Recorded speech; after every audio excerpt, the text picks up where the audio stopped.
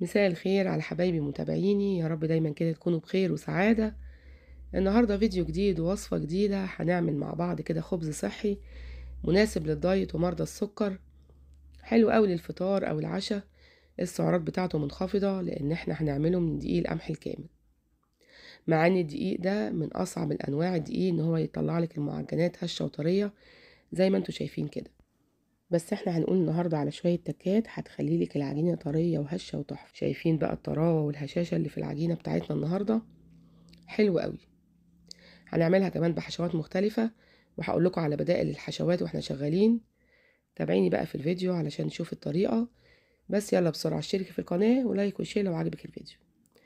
انا جبت كده قطعة من خميرة البيرة، لو عايزة تستخدمي الجافة مفيش اي مشكلة. جبتها كده حطيت عليها معلقة صغيرة من عسل النحل، لازم طبعا يتحطي سكر يتحطي عسل عشان الخميرة بتاعتك تشتغل. وهقلبهم كده كويس قوي، وهبتدي كده ان انا احط 3 معالق من المية الدافية كده. تمام، هسيبها بقى كده شوية وهبتدي احضر المكونات بتاعتي. جبت كده بولة حطيت فيها 100 جرام من الجبنة القريش، وكمان حطيت معاها 100 جرام من الزبادي اليوناني. احنا عملنا الزبادي اليوناني على القناة، هحط لكم اللينك بتاعها في صندوق الوصف. او ممكن تحطي كمان من الزبادي العادي مفيش اي مشكلة، وتخصمي السوائل من المية اللي هنحطها بعد كده. وكمان حطيت بيضتين كاملين الصفار مع البياض، وكمان احط عليهم كده رشة من الفلفل الاسود عشان ما يبقاش فيه زفارة. وهستخدم في الوصفة دي الهاند بلندر. احنا استخدمنا زي ما قلنا كده 100 جرام من الجبنة القريش و100 جرام من الزبادي. ممكن تستخدمي ال 200 جرام كلهم يا جبنة قريش يا زبادي، يعني عادي مفيش مشكلة، على حسب المتاح والمتوفر عندك. انا كان عندي جبنة قريش وزبادي فقلت ايه، اخلط بين الاتنين، وضربتهم كويس بالهاند بلندر بقوا بالشكل ده. حلو قوي كده. هجيب بقى معلقة كده من زيت الزيتون واحطها كده على المقادير السايلة، وهبدأ ان انا اقلبها بالشكل ده. خلاص كده تمام. هبتدي بقى ان انا اجيب كده 2.5 كوباية من دقيق الحبة الكاملة، او اللي هو الدقيق الاسمر، واحطهم كده في البولة اللي انا هعجن فيها. الدقيق ده حلو جدا، مناسب بقى للي بيعمل دايت وكمان لمرضى السكر. حط كده رشة بسيطة من الملح، ما تحاوليش تكتري الملح لو الجبنة القريش بتاعتك حايقة شوية، لكن لو عاتبة خالص حطي كده رشة بسيطة من الملح. وحطيت كده على الدقيق الجزء السائل اللي انا عملته، اللي هو البيض والجبنة والزبادي اللي احنا ضربناه بالهاند بلندر. وهحط كده الخميرة بتاعتي بقت تمام زي ما انتوا شايفين كده. لو عايزة تستخدمي خميرة جافة مفيش اي مشكلة، بس انا بفضل البيرة. واحط كده معلقة من البيكنج باودر، معلقة صغيرة من البيكنج باودر. وعلشان يحصل الفوران اللي انتوا شايفينه وتبقى العجينة بتاعتي هشة وطرية، هحط معلقة من الخل. انا قربت لكم الكاميرا عشان تشوفوا الفوران اللي حصل. الفوران اللي حصل ده بيخلي العجينة بتاعتك هشة وطرية جدا. ومعايا كده كوباية من المية، ببتدي كده اضيف جزء بجزء. انا مش هكمل حتى نص كوباية مية. وهبتدي كده اقلب كل المكونات بتاعتي بقى، المكونات السائلة مع الجافة، وهنزل كده المية حبة بحبة صغيرين قوي. خلي بالك لان العجين الاسمر بتبقى العجينة بتاعته طرية، ما بتكونش ناشفة، ما بتكونش قاسية يعني. هبتدي بقى كده اعجن بايديا عشان احس العجينة بايدي. تعجنيها بقى كويس، عجنة كويسة جدا زي ما انتوا شايفين كده. طبعا العجن ده بياخد حوالي 5 دقايق. هحط كده بقى معلقة من الزيت على وش العجينة عشان لما اغطيها ما تلزقش في الغطا. انا اغطيها ببلاستيك راب، لو ما حطيتيش معلقة من الزيت هتبص تلاقيها لزقت كلها في البلاستيك. حلو قوي كده. هجيبها كده بقى واغطيها، لان العجينة بتاعتي فيها خميرة ومحتاجة ان هي تقعد شوية وتخمر. وعايزة اقول لكم على معلومة، ان الدقيق الاسمر بيخمر بسرعة، ما بياخدش نص ساعة. انا غطيتها كويس كده وسبتها في مكان دافي، ما كملتش تلت ساعة بالظبط. بصوا بقى العجينة بتاعتي بقت بالشكل ده.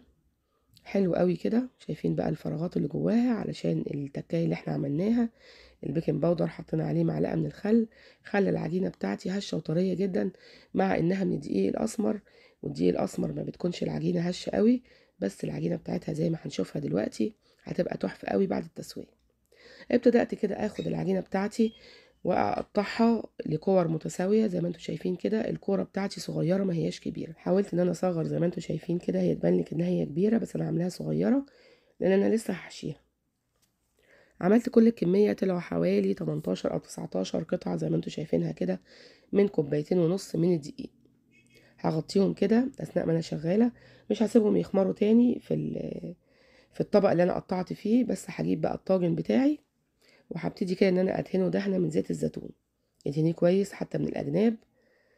ودلوقتي بقى هجيب العجينة بتاعتي كده واحدة بواحدة، وهبتدي إن أنا أحشيها. عايزة تعمليها سادة مفيش أي مشكلة، عايزة تعمليها محشية وحشوات مختلفة هقولك عليها دلوقتي.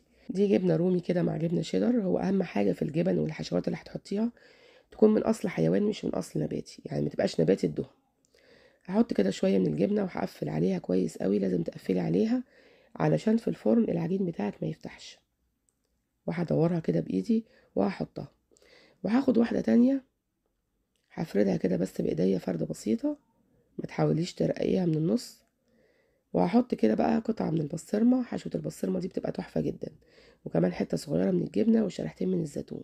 عايزة اقولكم بقى ان الحشوة دي بتبقى خطيرة جدا، وريحتها كمان وهي بتستوي بتبقى تحفة قوي. وهحط بقى القطعة جنب القطعة، مش هحاول اسيب اي فرق، ولو سبتي فرق يبقى فرق بسيط جدا، لان هي لسه هتخمر وتملى المكان بتاعها. ودي قطعة من الجبنة البيضة البراميلي. اي حشوة عندك بقى استخدميها اللي انت بتفضليها وبتحبيها. وكمان بعد كده هعمل كده حشوة من الجبنة مع الزعتر، بتبقى حلوة قوي. انا كده كملت الطاجن بتاعي.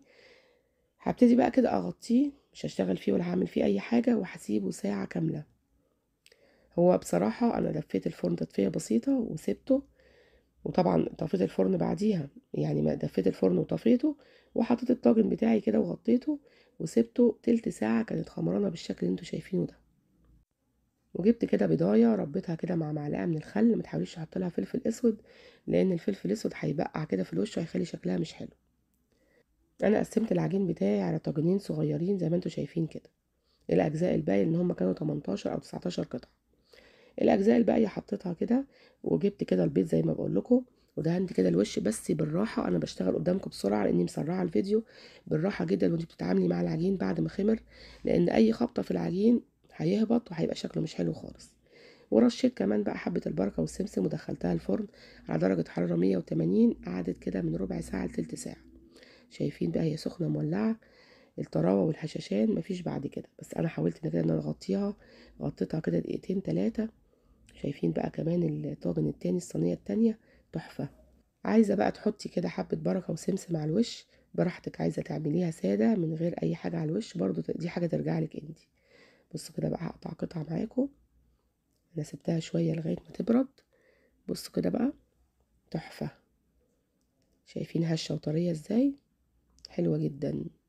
وعايزة اوريكم كمان الحشوة اللي جوه. يا خبر ابيض على الجمال. شايفين بقى الطعامة والجمال، حلو قوي. ولا الحشوة بقى بتاعة البسطرمة يا جماعة كانت تحفة، والريحة وهي بتتخبز كانت قلبة الدنيا. الحشوات انا قلت لكم على حشوات كتير، ممكن تستخدمي بقى الحشوة اللي انت بتفضليها وبتحبيها. شايفين بقى الحلاوة والجمال، حلو قوي ولذيذة ومغذية، وطريقتها سهلة وبسيطة. ومش معنى ان احنا بنعمل دايت يعني مندلعش نفسنا، لا اعملي بقى زي ما انت عايزة. انا جبت كده قطعة ما كانتش محشية، حطيت فيها كده عودين من الجرجير، وقطعة من الجبنة اللايت اللي كنا عاملينها مع بعض، وكمان شريحتين من الطماطم. بقى سندوتش تحفة جدا ومغذي ومشبع. يعني براحتكم، عايزين تعملوها سندوتشات زي كده او تحشوها حشوات قبل ما تدخل الفرن، اللي انت عايزاه. انا بتمنى تكون الطريقة بتاعتنا النهاردة عجبتكم. ولو عجبتكم بقى ما تنسونيش في اللايك والشير والسبسكرايب للقناة. يلا باي باي، سلام.